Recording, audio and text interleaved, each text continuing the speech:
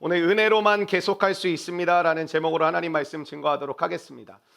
여러분 한번 생각해 보시면 무언가를 시작하는 것은 물론 어렵지만 쉬운 것 같습니다. 때로는 여러분이 다이어트를 시작하신다거나 어떤 공부를 시작하신다거나 어떤 일을 시작하신다거나 무언가를 준비를 시작하는 일은 물론 우리 가운데 많은 결단과 또 고민과 생각과 기도가 있지만 시작하는 것만큼은 그렇게 어려운 것 같지는 않습니다. 그런데 우리의 삶 가운데 무언가를 계속할 수 있는 것은 좀 어려운 것 같습니다. 그리고 끝까지 계속할 수 있는 것도 많이 어려운 것 같습니다. 많은 사람들이 예수를 믿지 않는 사람들 가운데도 왜 성공하는 사람들이 이렇게 적을까 이런 고민해 보셨어요? 예수를 믿지 않는 사람들이 그냥 세상적으로 명예를 갖고 권력을 갖고 많은 부를 일구었다고 하는 그 성공을 왜 그렇게 이루지 못할까? 우리 오늘 대표기 되신 우리 김정현 집사님의 고백처럼 많은 사람들은 잘 먹고 잘 사는 게 모두가 원하고 모두가 바라고 있는데 왜 그렇게 모든 사람들이 원하는 것처럼 보이는데 왜 적은 사람만 잘 먹고 잘 살고 부를 이루고 권력을 갖고 명예를 갖고 쉽게 이야기하면 성공하게 될까? 시작은 누구나 하지만 끝까지 계속할 수 있는 힘을 가진다는 것은 아무나 할 수 없는 것 같습니다. 우리가 신앙생활도 마찬가지라고 생각합니다. 여러분 신앙생활하는 것은 그렇게 어렵진 않습니다. 아주 쉽게 말씀드리면 교회 그냥 한번 와보시면 됩니다. 그리고 예배를 드려보시면 됩니다. 물론 신앙생활이란 예수 그리스도를 구주로 믿는 것에서부터 시작하는 것이지만 우리가 외형적으로 보기에 신앙생활한다고 보게 된다면 그냥 교회에 이렇게 나와서 예배 드려보고 사람들하고도 이야기 나눠보고 또 이렇게 설교 말씀도 들어보고 이거 우리가 그냥 신앙생활이라고 사람들이 많이 얘기는 하지만 이렇게 하는 것은 그렇게 어렵지 않지만 계속 끝까지 하는 것은 쉽지 않은 것 같습니다. 우리 교회도 계속 시간이 흘러갈수록 3년에서 5년 지금 이제 내년 2월이면 6년을 향해서 달려가고 있는데 저도 이제 처음부터 제가 시작한 거 아닙니까? 하나님이 저와 아내와 13명의 청년들을 부르셔서 하나님이 교회를 시작하셨습니다. 시작하실 때도 물론 많은 두려움과 어려움이 있었지만 지금 돌아보면 오늘 내가 견디고 서 있는 자리가 훨씬 더 어렵다라는 생각을 참 많이 하게 되어집니다. 그게 무슨 뜻이냐? 계속하는 게 훨씬 더 어렵다라는 거예요. 여러분의 삶은 어떻습니까? 무언가를 시작하셔서 하고 계시고 신앙생활도 하고 계시는데 교회를 다닌 지 20년, 30년이 아니라 여러분이 정말 말씀과 기도대로 살아간 지는 얼마나 되셨습니까? 그리고 그 시간들이 계속 끝까지 지금까지 달려오는데 유지되고 계십니까? 아니, 더 풍성한 은혜를 누리고 계십니까? 디모데후서는 편지죠. 디모데후서가 서신이니까 편지인데 편지는 편지를 쓴 목적이 있겠죠.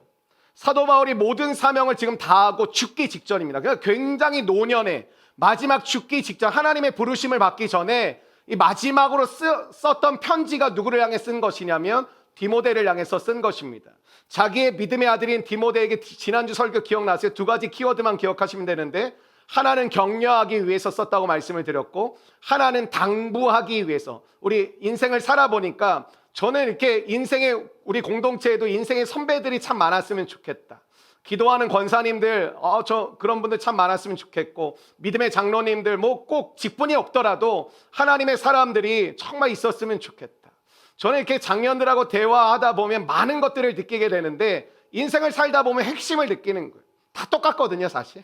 20대, 30대 다 성공하리라 이렇게 살고 40대 돈을 벌고 막 자기 일에 미쳐서 살다가 50대가 넘어가고 60대가 넘어가면 인생이 뭘까 하고 이제 다 돌아보고 힘을 좀 빼고 살 수 있게 되었는데 젊음이 다 지나가고 인생의 하이라이트 시간들이 다 지나가고 났다라는 것을 사실 대부분의 사람들은 그렇게 살고 있습니다. 그래서 60대, 70대가 되면 많은 분들이 하고 있는 게 뭐냐면 후회하고 있다라는 것이죠.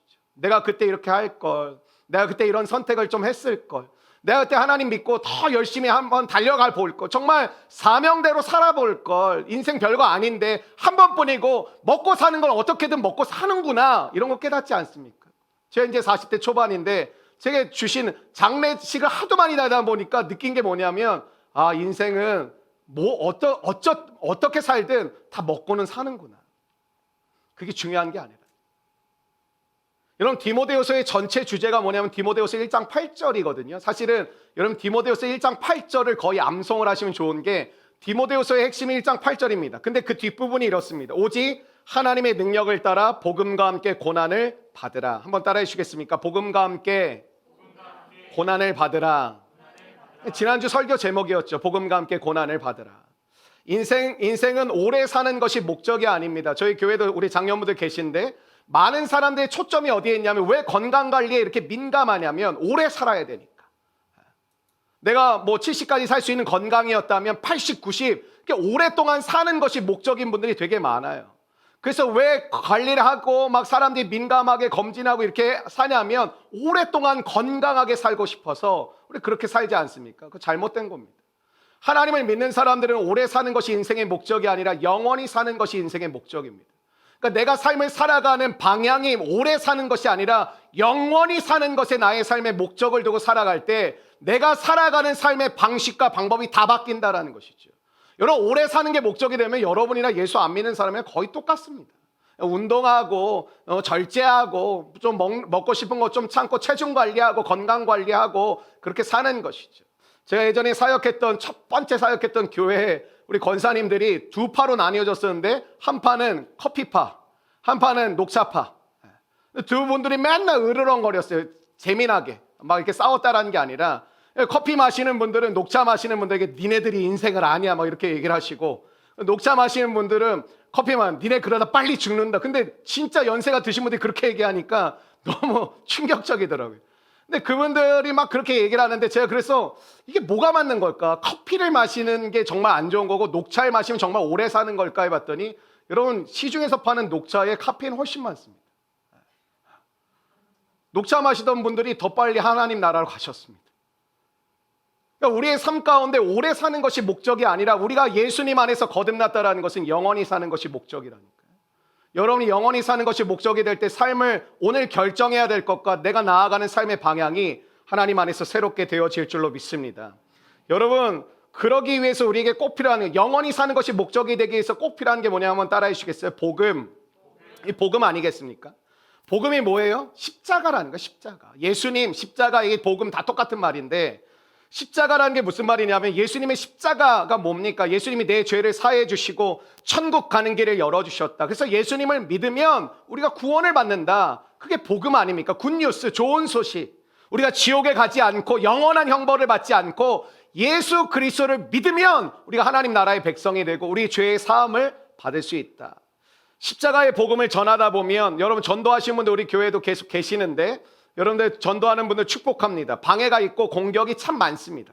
가족 전도가 그래서 되게 어렵습니다. 가족 전도하려고 그러면 너나 잘해, 너도 이렇게 하잖아. 너무 서로 잘 알기 때문에 그런 거에 우리가 위축이 되는데 여러분 위축되지 마십시오. 여러분 예수님을 믿고 우리가 더 온전한 모습, 더 성숙된 모습으로 가야 되는 것은 맞지만 따라해 주시겠어요? 과정 중. 우리는 과정 중에 있는 것입니다. 그런 말 들으면 맞아 나나 똑바로 살아야지 나도 못하는데 내가 누구에게 이렇게 살라고 말할 수 있겠어? 아니요 여러분 그러면 죽을 때까지 우리 전도 못하고 복음 못 전합니다. 우리 과정 중에 있는 사람들입니다. 하나님 안에서 그 얘기하셔야 돼. 맞아 말한 것처럼 언니가 말한 것처럼 오빠가 말한 것처럼 형이 말한 거 엄마가 말한 것처럼 나는 부족해요. 나는 아직도 온전하지 못해. 내가 예수 믿지만 부끄러움이 있습니다. 나 여전히 죄 가운데 허덕이는 부분도 있어요. 그러나 나는 주님이 말씀하신 방향대로 조금씩이라도 가고 있어요. 그럼 여러분 되신 거예요. 그게 성화의 과정 아니겠습니까? 십자가의 복음을 전하다 보면 방해가 있고 공격이 있는데 그때 고난을 받는데 한번 따라해요. 고난을 받자. 고난을 받으라는 거예요. 고난을 이겨내라는 거예요. 고난이 목적이 아니라 여러분 복음과 함께 고난을 받으라면 사람들이 뭐부터 생각하냐면 고난 내가 이거 감당할 수 있을까? 이걸 여러분 핵심은 복음입니다. 복음과 함께 고난이 오는데 고난을 받아 이기라는 거지. 우린 복음과 함께 고난을 받으라고 하면 고난에만 너무 큰 생각을 하다 보니까 복음을 전하는 것을 주저한다라는 것이죠. 복음을 전할 때 방해가 되는 게 뭔지 아세요? 우린 힘들면 안 합니다. 그리고 어려우면 안 합니다. 이게 전도하다가 뭔가 이게 전하다가 이게 오면 안 합니다. 힘들어. 이게 전하는데 내가 굳이 전도 안 하면 이런 소리 안 듣고 이런 대우 안 받을 텐데 내가 굳이 전도해서 이 사람과 서먹해지고 사람과의 관계도 뭔가 멀어지는 것 같은 느낌을 받을 이유가 뭐가 있을까? 이런 생각이 드는 것이죠. 복음을 전한다라는 것은 여러분 따라해 주시면서 증인이 되는 것입니다. 사도행전 4장 20절에 보니까요. 우리가 보고 들은 것을 말하지 아니할 수 없다 하니. 그러니까 증인이라는 것은 보고 들은 것이 있는 목격자와 같은 것이거든요. 근데 이 증인이라는 단어가 헬라어로 마르투스라는 단어를 쓰는데, 이 마르투스는 어떤 단어와 어원이 같냐면 순교자라는 어원과 똑같습니다. 그러니까 예수님을 전하는 증인과 순교자라는 뜻이 같다라는 거예요. 그러니까 저라는 목회자가 목사님 순교하실 수 있겠어요? 목사님 그렇게 어려움이 오면, 목사님도 아프가니스탄 그런 상황이 되면 예수님을 위해서 생명 거실 수 있겠어요? 여러분, 목사가 되었다라는 것, 신자가 되었다라는 것은 순교자가 되었다라는 것을 같이 의미하는 것입니다. 하나님이 나에게 주신 능력이 무엇일까요? 여러분, 능력을 구하시죠. 하나님 능력 좀 주십시오. 능력을 좀 주셔서 하나님 저 이것 좀 잘 좀 하게 해주십시오. 우리는 능력을 구하는데 그 능력을 어떻게 생각하고 있냐면 내 마음대로, 내 계획대로 되어지는 것을 능력이라고 생각하는 것 같습니다. 근데 여러분, 그게 능력이 아니라 복음을 전할 때 고난이 오더라도 숨지 않고 도망치지 않고 고난을 받아들일 수 있는 힘이 능력이라고 말씀드렸죠. 여러분, 고난을 받아들일 수 있는 힘이 여러분에게 임하기를 주의 이름으로 축원합니다. 그러니까 여러분, 은혜가 있다가 은혜가 사라지신 분들 보면 언어가 달라지더라고요. 예전에는 제가 오히려 이렇게 말해요. 괜찮겠냐고. 형제 괜찮겠냐고. 간사 괜찮겠냐고. 이거 좀 어려운 상황인데 목사님 기도하면서 가야죠. 해봐야죠. 집사님 괜찮으시겠어요? 권사님 이거 괜찮으시겠습니까? 제가 오히려 이렇게 만류하듯이 말씀드릴 때가 참 많았던 것 같아요. 근데 은혜가 사라지면 그런 게 다 사라진다. 목사님 환경이 어려워서 못할 것 같아요. 돈이 없어서 힘들 것 같아요. 뭐가 안 돼서 요즘 마음이 어려워서. 하나님의 은혜가 오늘 여러분의 10년 가운데 충만하게 임하기를 소망합니다. 주의 이름으로 축원합니다. 여러분, 능력을 받으면 복음을 전할 때 어떤 고난을 받더라도 돌파해 가는 거예요. 제가 오늘 우리 대표교회 되신 김정현 집사님 저를 위한 기도를 들으면서 위로가 되었습니다. 우리 목사님이 그 자리에 흔들리지 않고 서 있게 해주십시오. 여러분, 목회라는 것을 해보니까 뭐가 힘드냐? 개척을 하는 거, 뭐 선교를 떠나는 거, 뭔가 새로운 프로젝트를 열고 뭔가 우리가 프로그램을 하는 게 어려운 게 아니라 늘 그 자리에 하나님을 바라보는 그 모습 그대로 흔들리지 않고 변함없이 강하고 담대함으로 서 있는 것이 가장 어렵더라. 그게 뭐냐면 내가 할 수 없다라는 거예요. 왜? 고난이 오거든요. 어려움이 오거든요. 섬기다가도 어려움이 오고 누군가를 돕는 것이 목회자의 일임에도 불구하고 도와도 좋은 소리 못 들을 때가 있고 오히려 욕을 먹을 때도 있고 손가락질 받을 때도 있거든요. 여러분의 삶도 그렇지 않습니까? 하나님의 뜻 가운데 사명을 가지고 살다 보면 칭찬을 받아야 될 것 같고 막 존경을 받아야 될 것 같고 감사단 소리를 들어야 될 것 같고 막 사람들이 나한테 와서 고맙단 말을 해줘야 될 것 같은데 오히려 때로는 우리는 내 마음을 흔들어 버리고 내 영혼을 흔들어 버리는 참 아프고 힘든 소리와 그러한 모습을 경험해야 될 때가 참 많이 있다라는 것이죠. 여러분, 그 고난을 이겨낼 수 있는 힘이 능력이라는 거예요. 사랑하는 여러분, 여러분의 삶 가운데 하나님 앞에 무언가를 하기 전에 하나님 앞에 반듯하게 서 있을 수 있는 하나님의 믿음의 사람들 되시기를 주님의 이름으로 축원합니다. 여러분, 디모데후서 1장 8절은 제가 아까 뒷부분을 말씀드렸는데 앞부분은 이렇게 이야기합니다. 그러므로 너는 내가 우리 주를 증언함과 또는 주를 위하여 갇힌 자 된 나를 부끄러워하지 말고. 사실 이해가 안 되는 거거든요.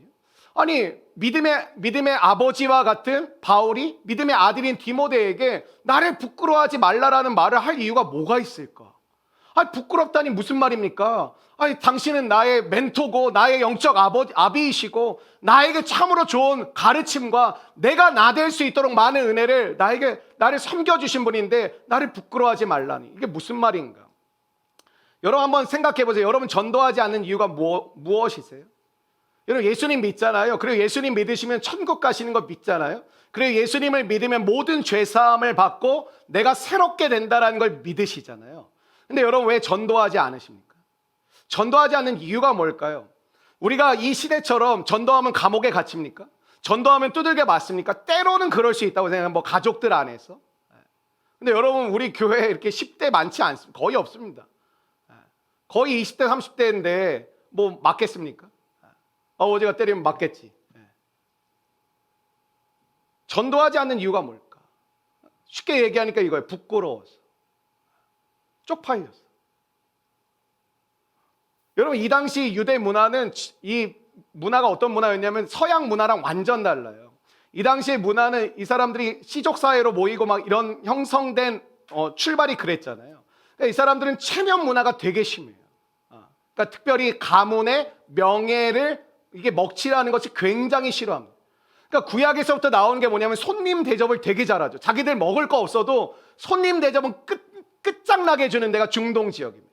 저희가 한번 레바논에 저희들이 선교 가지 않았습니까? 근데 한번 미션을 주신 게 한 3명씩 이렇게 나눠가지고 어떤 지역을 보내서 거기 가서 전도를 하고 또 거기 가서 중동 사람들한테 이렇게 말 잘하면 차를 대접해 줄 거라는 거예요.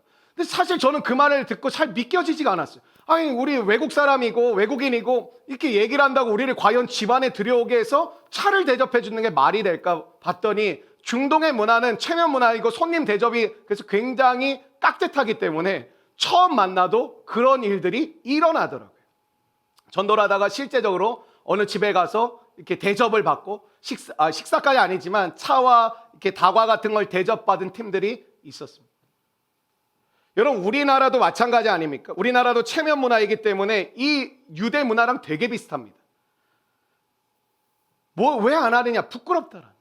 창피하다라는 거예요. 여러분 안에 다 믿는데요. 예수 믿으면 천국 가고 예수 믿으면 가정이 구원을 받고 예수 믿으면 다 변화가 되고 예수님 믿으면 삶의 이유와 목적을 깨닫고 치유와 회복이 일어나는 걸 다 믿어요. 그런데 그 기쁜 소식을 전하진 않아요. 맛집은 알려줘요. 쇼핑은 알려줘요. 여행지는 알려줘요. 뭐 좋은 도구 있으면 싸게 세일하는 건 알려줘요. 그러나 복음은 전하지 않아요. 왜 그럴까? 그러니까 부끄러움이 있더라도 돌파하도록 하나님 우리 가운데 주신 것이 능력이라.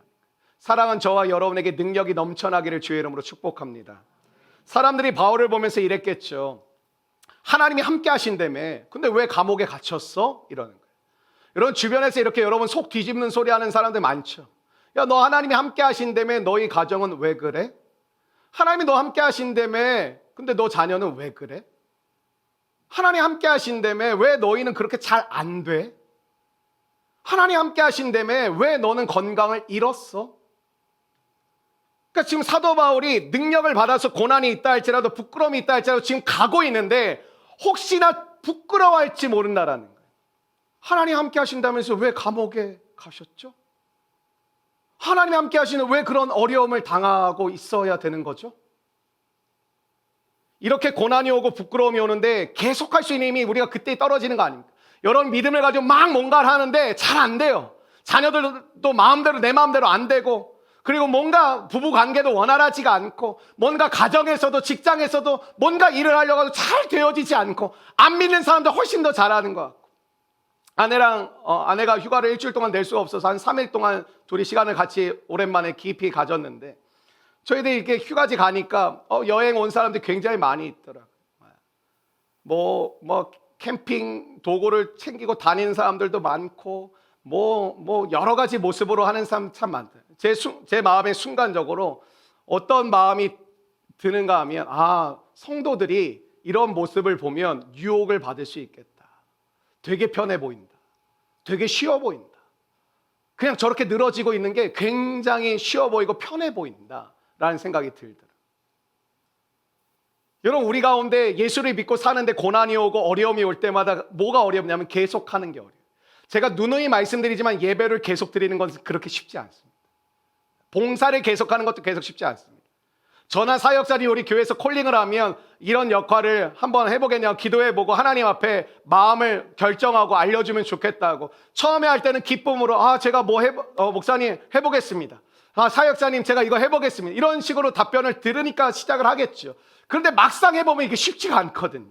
몇 달, 한 달, 2달 하다 보면 내가 이거 쉽게 할 수 있을 것 같았는데 이거 내가 능히 할 수 있을 것 같았는데 시간이 지나다 보면 이게 쉽지 않다라는 것을 느끼게 됩니다. 그때부터 어떻게 돼요? 얼굴에 써 있어요. 하기 싫다, 힘들다, 어렵다 이런 모습들이 나타나는 것이지. 여러분 그 고난을 받으십시오. 그리고 그 고난을 통과하십시오. 하나님의 사람으로 이겨낼 수 있는 거룩한 백성 되기를 주의 이름으로 축원합니다. 여러분 이렇게 고난이 올 때 우리가 계속하는 게 어렵잖아요. 내가 예배 계속 드리는 게 무슨 의미가 있나 그런 마음의 후회감도 오고 내가 이렇게 기도하는데 가정은 이 모양인데 뭐 계속 기도하는 게 정말 의미가 있을까? 내가 이렇게 집안도 이 모양인데 내가 나가서 봉사하는 게 무슨 의미가 있을까? 이런 게 과연 뭔가 맞는가라는 생각들이 여러분의 삶 가운데도 아마 자주 찾아오실 거라고 생각이 되어집니다. 그러면 우리는 어떻게 계속할 수 있는 힘을 가질 수 있을까?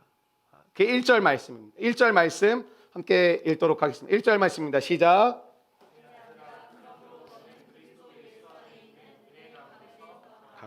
여러분 거기 강하고라는 단어에 동그라미를 쳐두시겠어요? 강하고라는 말은 여러분 이게 명령어입니다. 그러니까 내가 강하고 이게 아니라 너가 강하고 명령하고 있는 거예요. 여러분 헬라어로 보면 이게 수동태로 쓰여져 있거든요. 그러니까 내가 뭔가 열심히 하고 최선을 다해서 내가 강해져야지 이게 아니라 강함을 당한다라는 거예요. 쉽게 얘기하면 내가 강함을 받았다라는 거예요.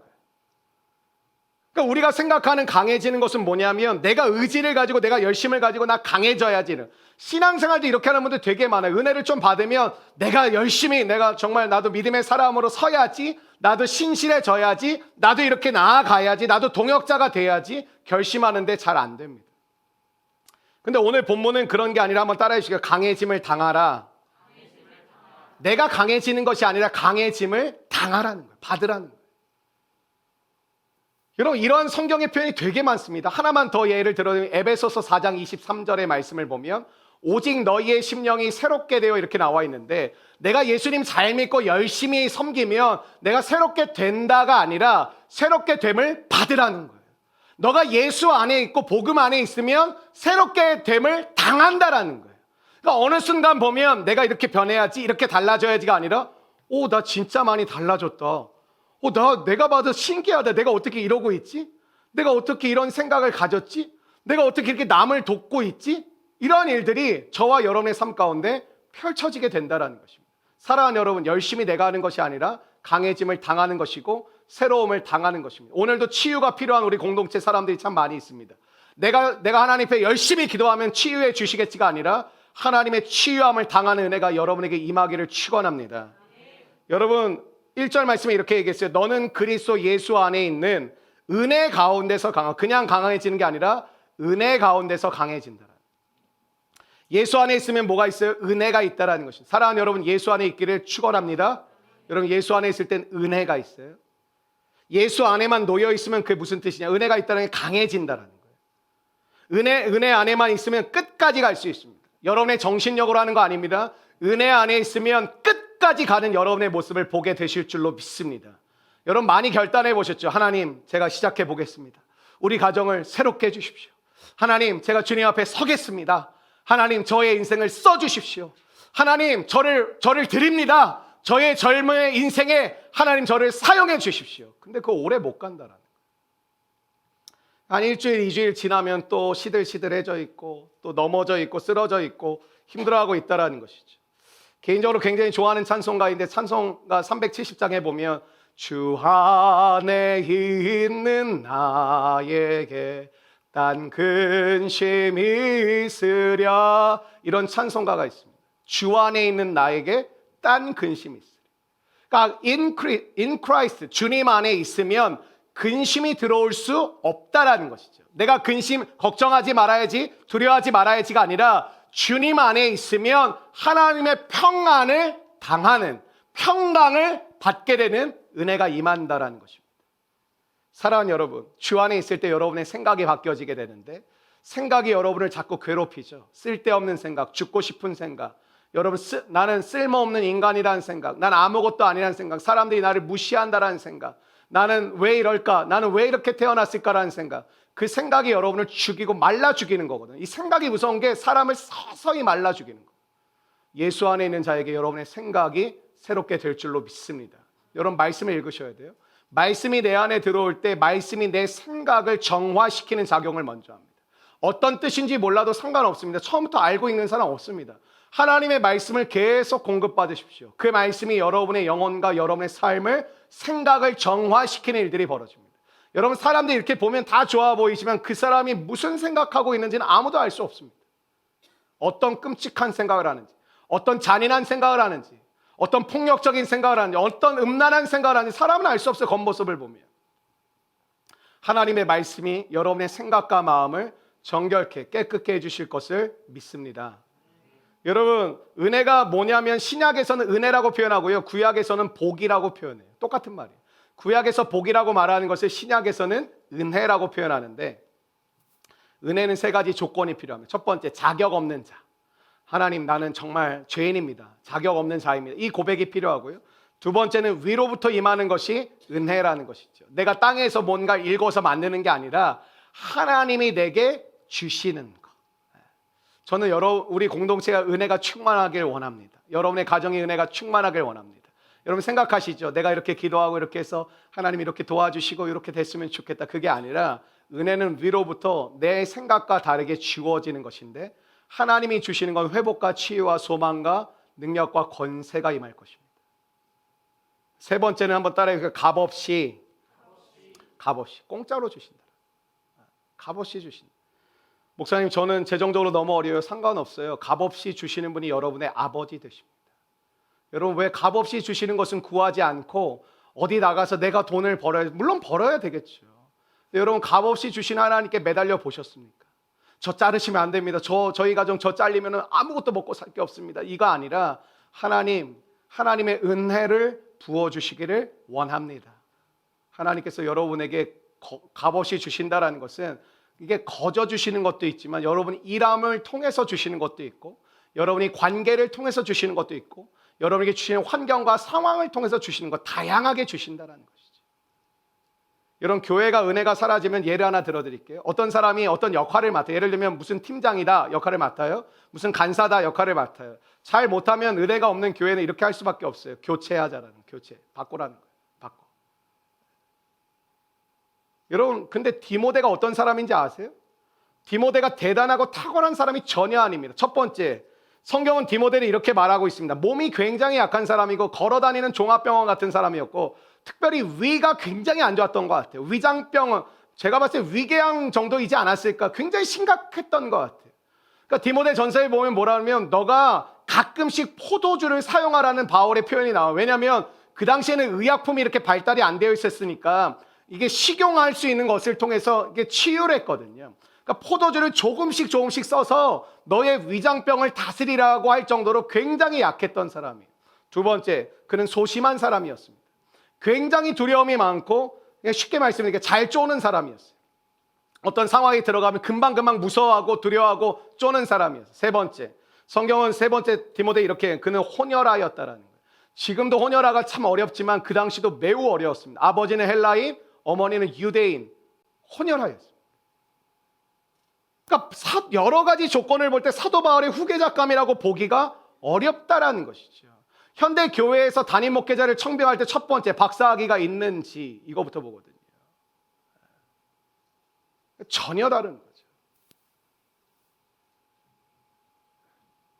그래서 성도들이 그렇게 뽑으니까 목회자들도 다 공부를 하고 싶어서 하는 게 아니에요. 그렇지 않으면 서류도 들어가기가 어려우니까. 그러니까 디모데가 근데 귀하게 쓰임받지 않았습니까? 이게 뭘까요? 어떤 자격 조건이 아니고 하나님의 은혜가 그에게 임했다라는 거예요. 제가 간절히 소망하는 한 가지 있습니다. 우리 모든 성도들에게 하나님의 은혜가 임하기를 원합니다. 여러분에게 삶에 하나님의 은혜가 임하기를 축원합니다. 여러분, 예수님의 12제자를 한번 생각해 보십시오. 요즘 오디션 프로그램 되게 많잖아요. 뭐 요즘 남자 아이돌 뽑는 오디션 프로그램도 있고, 뭐 요즘 밴드 뽑는 것도 있고 되게 많더라고요. 근데 요즘 오디션 프로그램이 있는데 아마 베드로가 오디션에 참가했다면 예수님이 그러셨을 거예요. 베드로는 다음 라운드에 진출할 수 없습니다. 더 이상 함께 갈 수 없다. 여러분, 오디션으로 뽑은 기가 막힌 사람들 뽑지 않았겠습니까?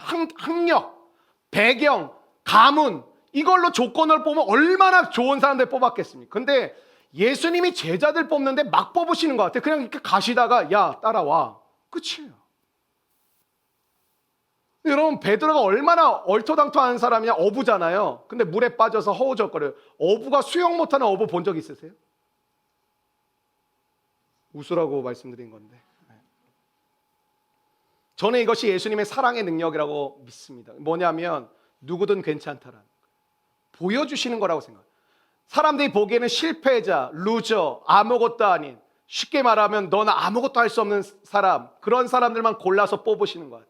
근데 뭘 보여요? 예수님의 사랑의 능력으로 녹여내시면 누구든지 쓰임받을 수 있다라는 것입니다.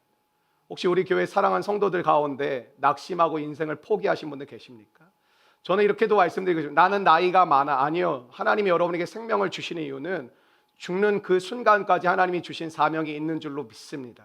근데 사명에는 연속성이 있어서 사명의 삶을 살다가 끝까지 가는 것이지 갑자기 이렇게 되지가 않거든요. 사명을 잃어버리신 분들 계십니까? 사명 앞으로 돌아오시기를 주의 이름으로 축원합니다.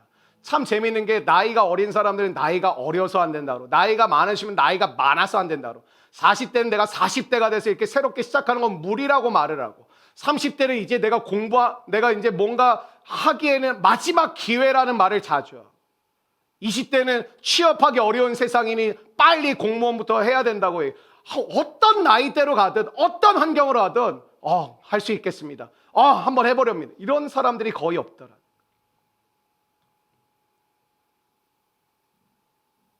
여러분, 우리도 내가 부족합니다, 나는 자격이 없으니 이건 아무 이유가 되지 않습니다.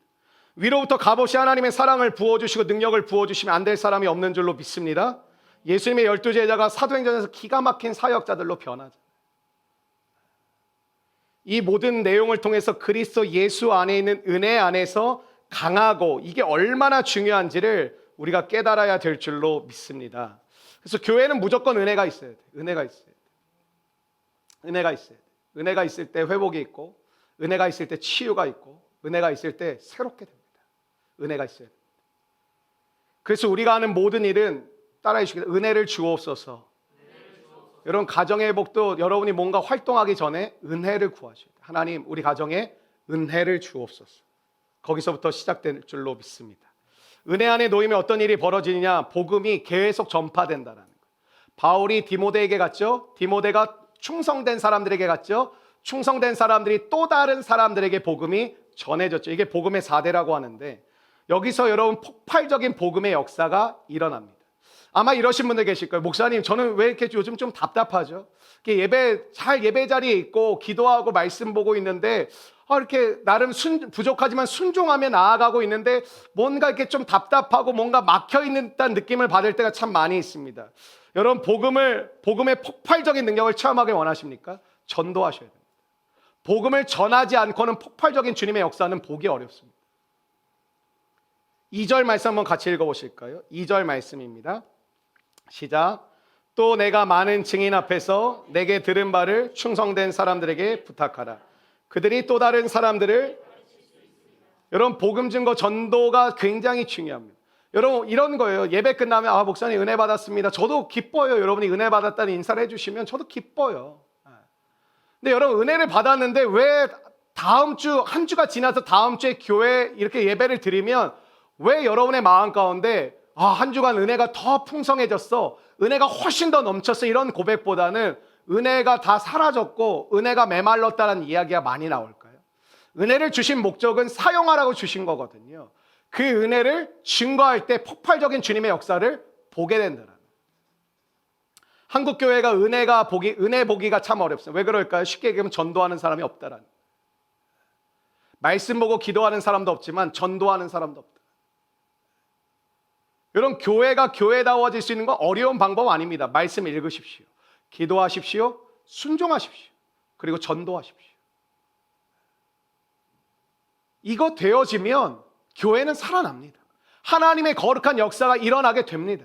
하나님의 뜻이 여러분의 가정 가운데 시작될 줄로 믿습니다. 여러분, 이렇게 그리스도 예수 안에 있는 은혜 가운데서 강해진다는 걸 지금까지 설명드렸는데 정리할게요. 여러분이 이렇게 은혜 가운데서 우리가 계속한다는 게 어렵잖아요. 뭔가 시작은 다 했어요. 교회에서 간사로 섬김을 시작했고, 교사로, 또 스텝으로, 안내팀으로, 예배팀으로, 여러 가지 모양으로 우리가 함께 섬기고, 저는 목회자로 하나님 앞에 섬김을 드리고 있습니다. 여러분, 성도로, 신자로, 하나님의 사람으로 여러분도 하나님 앞에 인생을 드리셨죠. 근데 이 계속하는 게 왜 이렇게 어렵지?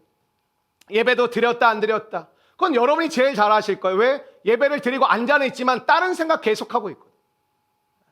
근데 여러분이 은혜 받을 때는 막 가고 싶어요. 교회 가고 싶고, 찬양이 너무 좋고, 이 찬양 음원 뭐냐고 막 물어보기도 하고, 말씀 듣고 또 들어보고, 또 이렇게 어떻게 살 수 있을까 고민하고 나누는 게 너무너무 좋아요. 근데 여러분, 어느 순간 이럴 때가 있죠. 나누는 거 너무 싫고, 사람들 만나는 거 너무 싫고, 예배 드리는데 그냥 지겹고. 왜 그럴까요? 다른 여러 가지 이유들을 사람들이 됩니다. 그러나 여러분 기억해야 될 것은 은혜가 사라진 것입니다. 은혜가 사라진 것이. 여러분의 삶의, 가정의, 공동체의 은혜가 사라진 거예요. 은혜가 사라지면 어떻게 되냐? 모든 것이 한번 따라해요. 힘들어집니다. 뭘 하든지 힘들어요. 입에 원망과 불평을 달고 살아요. 여러분의 가정은 어떻습니까? 엄마, 아버지는 어떤 말을 주로 하십니까? 여러분의 자녀들은 어떤 말을 주로 하고 있습니까? 힘들어, 힘들어, 건들지 마, 어려워, 답답해. 야, 나도 힘들어, 너가 알아서 해. 은혜가 없는 거죠. 교회도 마찬가지. 교회는 하나님의 은혜 가운데 회복되는 곳이 교회인데 그냥 우리가 눈에 보기에 그냥 괜찮은 사람들만 많았으면 좋겠다고 생각할 때가 되게 많아요. 내가 뭔가 수고하고 섬기지 않고 그냥 괜찮은 사람들만 잔뜩 와서 재미나게 신앙생활하고 싶다. 여러분 그건 신앙생활 아니고 교회 아닙니다. 하나님의 치유와 회복이 우리 공동체를 통해 지금까지 이루어 주셨던 것처럼 앞으로도 이루어지기를 간절히 소망하고 축복합니다. 여러분 오늘 바울이 디모데에게 설명해 주는 거예요. 야, 너가 믿음으로 시작했는데 나처럼 끝까지 가길 원한다. 지금 백발이 성성한 노인이거든요, 사도 바울이. 너가 끝까지 나처럼 믿음의 경주를 끝까지 잘했으면 좋겠다. 그러기 위해서 세 가지 비유를 들어요. 이거 간략하게만 말씀드리고 말씀 마치고 싶은데 첫 번째는 좋은 병사가 되라는 거. 한번 따라해 주세요. 좋은 병사가 되라. 여러분 병사는 왕이 뽑습니다. 왕이 뽑은 병사가 해야 될 일은 왕의 뜻을 수행하는 일을 하는 것입니다. 여러분 우리나라로 따지면 군인이 제가 이제 논산훈련소 갔었거든요. 6주간 훈련을 마치면 저에게 지급되는 게 두 가지가 있는데 첫 번째는 자대 배치라고 해요. 내가 어디서 근무를 해야 될지, 내가 어디서 나라를 국가를 위해서 헌신하고 봉사하고 지켜야 될지를 내가 결정하는 게 아니에요. 저는 최전방으로 왔어요. 연천으로 저를 배치가 됐어요. 그리고 자대 배치되면 저에게 주어지는 또 다른 게 뭐냐면 총을 한 자루 줘요. 저는 K2라는 소총을 쓰다가 나중에 K1이라는 더 작은 소총을 썼었는데 무기를 주는 거예요. 여러분 군인에게 가장 중요한 건 여러분 군대를 안 갔다 온 사람도 알아요. 뭐가 제일 중요하죠? 충성이 제일 중요해요. 그래서 인사가 충성이에요. 왜? 여러분 민간인이 들어갈 수 없는 지역에 들어갔고 민간인은 다룰 수 없는 정말 중요하고 무서운 무기를 다룰 수 있는 권한을 줬기 때문에 군인에게 가장 중요한 것은 충성입니다. 근데 여러분 고린도전서 4장 1절에 되게 재밌는 말씀이 나와요. 맡은 자에게는 뭐가 제일 중요하다고? 충성이 제일 중요해요. 왜 그럴까요? 여러분 하나님이 여러분을 보내신 거예요. 여러분이 있어야 될 자리를 보내셨다니까요. 많은 자리 중에서 여러분을 그 자리로 보내셨어요. 그리고 뭐 하신 거예요? 여러분에게 능력을 주셨다는 게 뭐냐면 무기 줬다라는 거예요. 여러분 그거 우습게 여기지 마십시오. 왜 우리에게 충성을 구하시냐면 굉장히 중요한 거 줬다. 여러분을 통해 귀신도 쫓겨나고요. 여러분을 통해 병자도 고쳐지고 여러분을 통해 악한 원수마귀가 무릎을 꿇고 여러분을 통해 하나님의 나라가 이루어지는 능력을 주신 줄로 믿습니다. 근데 신자들도 이걸 몰라서 돈을 구하고 무릎을 꿇고 명예 앞에 무릎을 꿇고 이번 무슨 수산물 게이트에 다 나왔죠. 정치가, 언론인, 연예인, 그 돈과 수입차, 굉장한 선물들, 시계 다 무릎을 꿇어버리죠. 여러분 우리는 주의 군사입니다. 하나님이 우리에게 능력을 주셨다는 무기 주신 거예요. 왜? 너에게 맡겨진 임무가 있고 그것을 수행하라고. 그래서 옆 사람과 비교하는 것만큼 불행한 인생이 없어요. 왜? 옆 사람과 내가 똑같은 하나님의 백성이긴 하지만 역할이 다르고 임무가 다르고 그래서 주신 무기가 다른 거예요. 여러분 그것을 믿으시기를 바랍니다. 여러분 3절과 4절 말씀 한번 같이 읽어보실까요? 3절과 4절 말씀입니다. 시작. 너는 그리스도 예수의 좋은 병사로 나와 함께 고난을 받으라. 병사로 복무하는 자는 자기 생활에 얽매이는 자가 하나도 없나니 이는 병사로 모집한 자를 여러분 성경에 보면 함께라는 단어가 진짜 많이 나오거든요. 뭐 복음과 함께, 나와 함께, 주님과 함께 이런 하나님과 함께 되게 많이 나옵니다. 근데 여러분 복음에서 가장 중요한 게 왜 함께라는 단어가 많이 나오냐면 관계가 중요하다는. 예수 믿게 됐다가 뭐예요? 예수님과 내가 관계가 생겼다는 것이죠. 이게 구원받은 거예요. 그래서 여러분 가장 중요한 기본 단위의 공동체가 뭐냐면 가정, 패밀리, 가정이에요. 가정. 여러분 가정은 어떻게 이루어지는 거냐면 복음을 전하기에 복음의 동지 공동체가 가정이에요. 하나님이 한 남성과 한 여성을 만나게 하셔서 한 가정을 이루게 하시는 목적은 딱 하나예요. 복음을 잘 전할 수 있는 동지를 만나게 하시는. 여러분 복음을 전할 때는 어떻게 해요? 함께 하는 거예요. 복음은 혼자 못 전합니다. 배우자와 함께 복음과 함께 고난을 받으라 이 뜻이에요. 여러분 제가 개척을 하려 할 때 저희 아내가 만약 만류하고 나는 못한다고 한다면 못했겠죠. 쉽지 않았겠죠. 왜? 고난받는 거거든요. 개척교회 한다는 게 무슨 뜻이에요? 고난받는다는 거거든요. 그러니까 하나님이 주신 사명을 향해 나아가는 거, 복음과 함께 고난을 받는 과정에서 어떤 변화, 깎여가는 거야. 서로가. 서로의 모난 부분이 하나님께서 깎아주시고 그로 인해서 어떤 더 화목해지고 더 사랑이 깊어지고 하나됨을 이루어가는 거예요. 완벽한 걸 우린 자꾸 요구. 너 왜 그래? 너 왜 그래? 아니에요. 이 말들을 하지만 서로 알아야 돼. 깎여가고 있는 중이에요. 과정 중이라니까요. 근데 함께가 안 되는 가정을 보면 참 힘듭니다. 그러니까 믿음으로 온 가족이 예수님을 믿고 따른다는 게 얼마나 큰 축복인지 몰라요. 근데 출발 자체가 믿고 안 믿고 이게 안 되면 굉장히 어려워지는 거예요, 사실. 네. 여러분, 그래서 제가 교회 젊은이들 말씀드리고 싶습니다. 교회 다닌다가 그게 조건 아니에요. 그 사람이 은혜를 아는가, 은혜를 경험했는가, 이 형제가 은혜를 아는가, 이 자매가 은혜를 경험했는가가 중요한 거. 우리는 다른 거는 다 굉장히 면밀하게 살펴요. 어느 회사, 직급은, 연봉은, 집은 이때, 전세야 월세야. 신앙은, 교회 다녀요. 됐네 그러면. 이런 어떤 사람이 최고로 쓰임받을 수 있는 충성스러운 사람이 될 수 있는지는 결혼하는 거 보면 딱 압니다. 결혼이 동지적 연합이 안 되면 베스트가 되긴 어려워요. 그러니까 뭘 보고 결혼하는지를 봐야 되는 거죠. 제가 3가지 기도 제목이 있었어요. 첫 번째, 제가 목회자니까 당연히 믿음이 있어요. 제가 아내 될 사람이 불교, 보살의 딸, 말도 안 되는 거죠. 하나님 함께 사명을 이룰 사람을 만나게 해주십시오. 저는 사실은 말도 안 되게 만났거든요. 저와 아내와 사실은 만날 수 있는 아무런 접촉점이 없었어요. 저희 소개로 만났는데, 소개해 주신 분도 제가 여기서 말씀드릴 수는 없지만 말도 안 되게 만났어요. 두 번째, 양 가정이 기도할 수 있는 가정을 만나게 해주십시오. 세 번째, 저도 기도했어요. 예뻤으면 좋겠습니다. 근데 제 눈에 예쁘면 됐죠. 요즘 이상한 사람들이 많아가지고 그냥 예쁘고 잘생기고 능력 본다라는 게 고난을 이겨낼 수 있는 능력이 아니라 돈이 이만큼 있어서 어떤 고난도 돈으로 다 해결할 수 있는, 그건 고난을 이길 수 있는 능력이야. 그 사람들 돈 없으면 아무것도 아닌데, 아무것도 없고 하나님만 계셔도 이길 수 있는 능력이 가장 강력한 능력 아닙니까? 뭐가 있어야만 행복하고 뭐가 있어야만 화목하고 뭐가 있어야만 즐겁다면 그건 능력도 아닌 거죠. 저와 여러분이 은혜 가운데 살아가는 복된 은혜가 일어나기를 주의 이름으로 축복합니다. 여러분, 우리를 부르신 분을 위해서 사는 거예요. 오래 사는 게 목적이 아니라 영원히 사는 게 우리의 목적. 두 번째, 한번 따라해, 경계하는 자. 여러분 한번 따라해, 법대로. 5절 말씀 읽겠습니다. 5절 말씀 시작.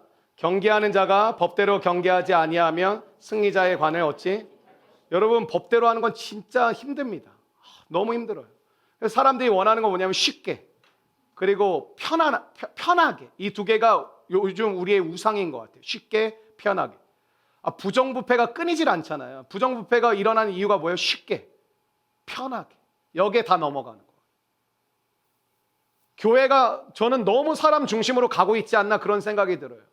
목회를 해도 피드백이 자꾸 이런 거예요. 목사님, 그러면 사람들이 싫어합니다. 그러면 사람들이 어려워. 교회의 주인은 예수 그리스도이십니다. 그리고 우리는 그분의 이름을 높이고 찬양하고 그분을 예배하기 위해서 지음받은 존재인 줄로 믿습니다. 그러니까 교회가 점점 그냥 사람 중심이에요. 여러분, 오늘 예배를 드리면서도 오늘 어떤 은혜가 될까? 오늘 나 회복이 있을까? 치유가 있을까? 여러분, 이거 말고 내가 오늘 하나님을 어떻게 기쁘시게 해드릴까? 어떻게 하면 하나님을 찬양할까? 어떻게 하나님의 이름을 높여드릴까? 이런 마음 정말 있으십니까? 우리의 예배 자체가 변질되어 있는 게 하나님을 향한 게 아니에요. 다 나를 위한 거예요. 오늘 예배 드리면 은혜 받았다는 게 뭐냐면 내가 치유됐다라는, 내 마음이 좀 좋아졌다라는 거예요. 내 마음이 좀 편해졌다라는, 그거 아니라 여러분 예배를 드림에 있어서 여러분 예배를 드리기 전에 하나님을 높이고자 하는 마음이 있으십니까? 그래서 교회의 주인이 하나님이시라는 게 저는 이 말씀을 믿거든요. 고린도전서 1장 21절을 보면 하나님의 지혜에 있어서는 이 세상이 자기 지혜로 하나님을 알지 못한다라는, 이 세상 지혜로는 하나님을 알 수가 없어요. 근데 하나님께서 어떻게 알게 하셨냐면 하나님께서 전도에 미련한 것으로 믿는 자들을 구원하시기를 기뻐하시는, 그러니까 하나님도 아시는 거예요. 사람들이 느끼기에 예수 믿으세요 이렇게 해서 전도가 된다라는 거는 옳토당토 않을 것이다, 그렇게 느낄 거라고 하나님도 말씀하셨어요. 근데 복음이 어떻게 전달이 돼요? 이 미련한 것으로 된다. 저도 그래요. 제가 사람들의 마음을 맞춰서 심리학적으로 분석을 해주고 시대 상황의 흐름에 맞춰서 전달, 사람들은 더 좋아해요. 더 열광적이에요. 잘 될 겁니다. You can do it. 우린 다 잘합니다. 점점 교회가 하나님 중심이 아니라 사람 중심으로 넘어가는. 그러니까 전도라는 걸 믿지 않는 게, 이렇게 전한다고 누가 믿어? 말이 돼? 저도 그래요. 이렇게 설교한다고 누가 믿을까? 뭔가 여기서 쇼를 하고 유명한 사람들 불러서 노래를 들려주고 사람들 마음을 비유를 맞춰주고 편하게 해주고 설교 딱 20분 정도만 해가지고 사람들 귀찮지 않고 번거롭지 않게 하고 딱 집에 돌려보내고. 근데 복음의 능력은 그런 게 아니라니까요. 사람이 변화시키는 것이 아니라 하나님이 변화시키는 것인 줄로 믿습니다. 우리가 혼돈스러운 거, 시대가 발전할수록 이런 방법으로 정말 변할까? 이런 방법으로 사람들이 정말 예수를 믿을까? 이런 방법으로 정말 우리가 살아남을 수 있을까? 그 방법으로 하시는 것이 하나님이 하신다고 볼 수 있습니다. 그래서 예배 시간에 해야 될 것 딱 두 개예요. 따라해 주시겠어요? 회개와 충만. 여러분 안에 있는 모든 죄악들이 쏟아져 나오는 예배가 되기를 축원합니다. 그리고 성령의 충만함을 받는 시간이 되기를 원합니다. 그 다음에 전도와 선교가 이루어지는 겁니다. 마지막 세 번째 한번 따라해주세요. 농부. 6절 말씀 읽겠습니다. 6절 말씀입니다. 시작. 수고하는 농부가 곡식을 먼저 받는 것이 마땅하냐. 농사 지으면 수고한 농부에게 가는 게 당연한 마땅한 도리 아니겠습니까? 그런데 이 당시에는 농노 사회였기 때문에 지주가 있고, 그 지주는 절대 자기가 농사 안 짓고 이 농노들을 써가지고 이게 곡식을 심고 이제 재배를 했다라는 거죠. 그러니까 이게 곡식을 추수하고 나면 수고한 농부가 가져가는 게 마땅한 일임에도 불구하고 누구에게 가냐면 다 주인에게 간다. 그 다음에 주인이 주는 조금 그거 가지고 농노들은 또 힘들게 살아간다라는 거예요. 근데 여러분, 예수 믿는 게 이렇게 느껴질 거라는 거예요. 저와 여러분이 수고하면 이 세상에서 복을 잔뜩 받고 다 잘 되고 우리가 다 사람들이 우리 부러움의 대상이 돼서 야, 저 가정은 정말 좋겠다, 저 사람은 정말 부럽다, 이런 사람이 되어야 되는 게 마땅하지 않나 싶은데 수고하고 애를 쓰는데도 점차 그런 게 보이지 않을 때가 너무 많다. 때론 함께 사역하는 우리 동역자들을 보면 이럴 때 굉장히 힘들어하는 것 같아요. 목사님, 언제까지 이래야 되는 거죠? 제가 섬기는 사람들 오히려 좋아지는데 왜 저는 더 어려워지는 걸까요? 7절 말씀 읽겠습니다. 7절 말씀 시작.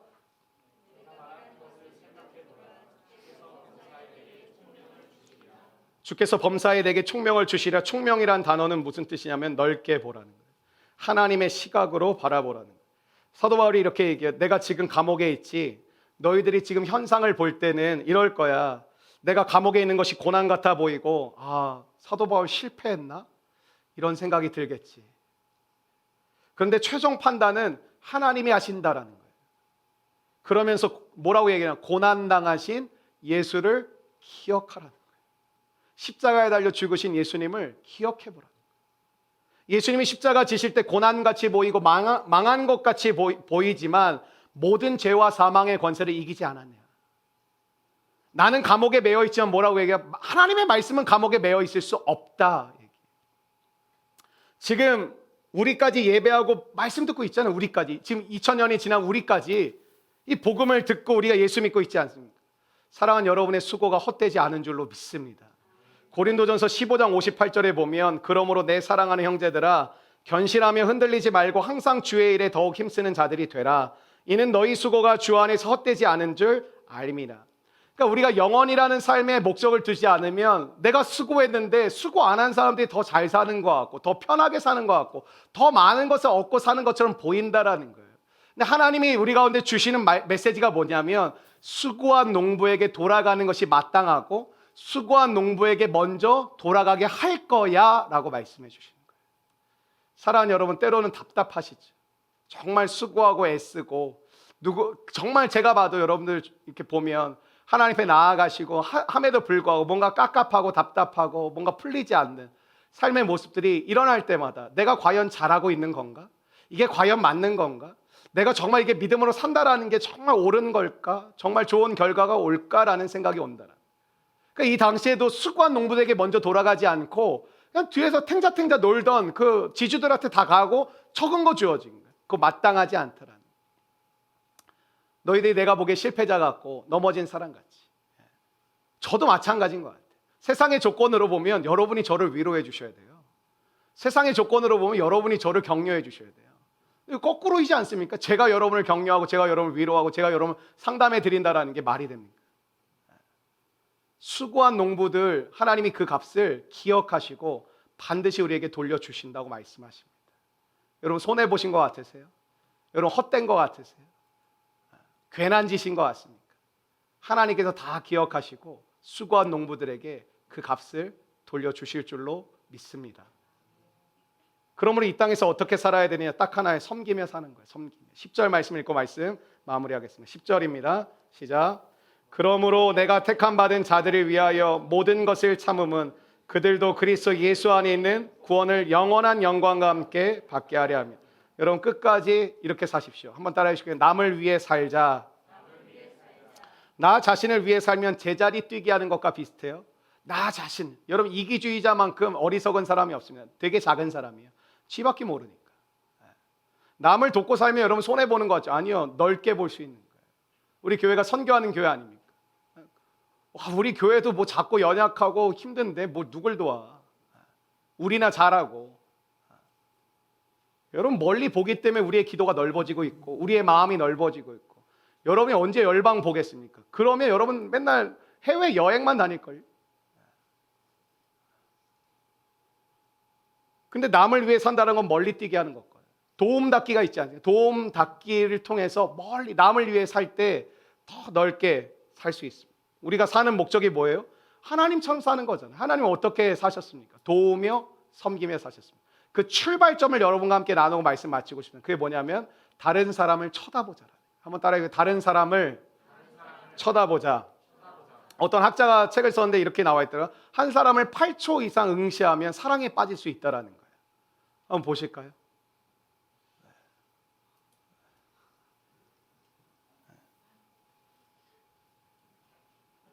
여러분 하나님께 우리가 이렇게 고백드리고 싶어요. 하나님 제가 도움이 되고 싶습니다.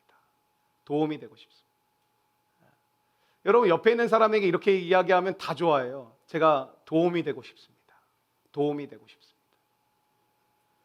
여러분 그 축도할 때 이렇게 하시는 분들도 목사님들 중에 계신데 민수기 6장 24절부터 26절 저는 이제 고린도 후서 13장 마지막을 하는 거고요. 여호와는 내게 복을 주시고 너를 지키시기를 원하며 여호와는 그의 얼굴을 뭐라고요? 내게 비추사 은혜 베푸시기를 원하며. 하나님은 은혜 주신다는 게 뭐냐면 여러분을 쳐다보신다는 거예요. 여러분을 쳐다보신다. 여호와는 그 얼굴을 내게로 향하여 드사 평강 주시기를 원하노라 할지니라. 사랑하는 여러분, 옆 사람 좀 쳐다보고 삽시다. 여러분 가족들, 친척들 좀 쳐다보고 삽시다. 그리고 우리 믿음의 식구들을 쳐다보고 삽시다. 그리고 여러분 회사의 동료들의 얼굴을 쳐다보고 삽시다. 여러분 주변에 있는 이웃들의 얼굴을 쳐다보고 삽시다. 여러분 섬김과 사랑의 시작이 뭐라고요? 쳐다보는 거예요. 바라보는 거예요. 그게 사랑과 섬김의 시작이에요. 이번 한 주간 저와 여러분의 삶 가운데 은혜로 끝까지 계속 간다는 걸 우리가 기억합시다. 무언가의 시작은 할 수 있어요. 근데 계속하는. 여러분 은혜가 사라지셨으니까 은혜를 구하십시오. 하나님 은혜를 베풀어 주십시오. 하나님 은혜를 주십시오. 그리고 여러분 그 은혜를 전하며 증거하는 사람들 되시기를 축원합니다. 우리 교회가 폭발적인 성장 가운데 지금까지 왔는데 그 이유는 딱 하나예요. 예배하고 복음 전하고 예배하고 선교하고 예배하고 나누고 이게 계속한 겁니다. 지금까지 예배드리고 우리 좋고가 아니라 예배하고 우리끼리 먹으러 다니고가 아니라 예배하고 전도하고 예배하고 선교하고 예배하고 나누고 그 일들을 지속적으로 했을 때 하나님께서 우리 가운데 놀라운 믿음의 폭발적인 역사를 일으켜 주셨어요. 여러분, 받은 은혜는 가만히 놔두면 메말라 버립니다. 은혜가 사라진 게 아니라 여러분이 메마르게 놔두신 거예요. 주신 은혜를 한 주간 전하십시오. 맛집에 대해서 열불나게 막 얘기해주고 뭐 어디 세일한다, 뭐 한다, 뭐 어디 싸다, 이런 거는 우리가 열불나게 얘기하는데 왜 영원히 죽고 사는 문제에 대해서 말씀하지 않으십니까? 중요하다면서, 소중하다면서 이 메시지를 증거할 수 있는, 하나님도 아세요. 미련한 것처럼 보일 거야. 사람들이 너를 미련하게 볼 거야. 근데 복음의 능력은 거기서 나오는 거예요. 왜? 우리는 전하고 하나님이 일하시는 것을 보라는 것이죠. 그 십자가의 피 묻은 복음을 전하며 한 주간 승리하시는 저와 여러분들 되시기를 주의 이름으로 축원합니다.